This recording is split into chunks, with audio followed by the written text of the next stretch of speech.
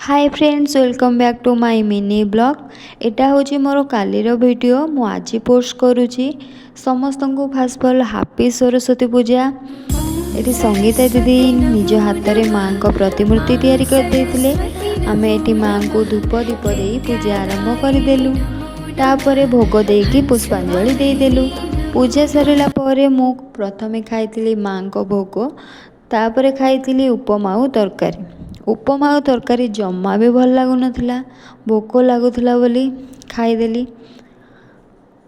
तापरे मु एठी टिके स्टाइल मारिकी गोटे सर्ट रे रेडी हो गली ड्यूटी पाई। चलतु जीवा देखा कैंटीन रे आज खाइबा कौन होची। कैंटीन रे खाइबा हेतिला भात डालमा खट्टा फिंगर चिप्स आउ खीरी हेतिला। मो सांग एठी लाजे की खाउची। तापर आमे गलु हॉस्पिटल भी सरस्वती पूजा होता। बहुत सुंदर भावे सजा होता। माँ को दर्शन करिकी आमे ड्यूटी गलु।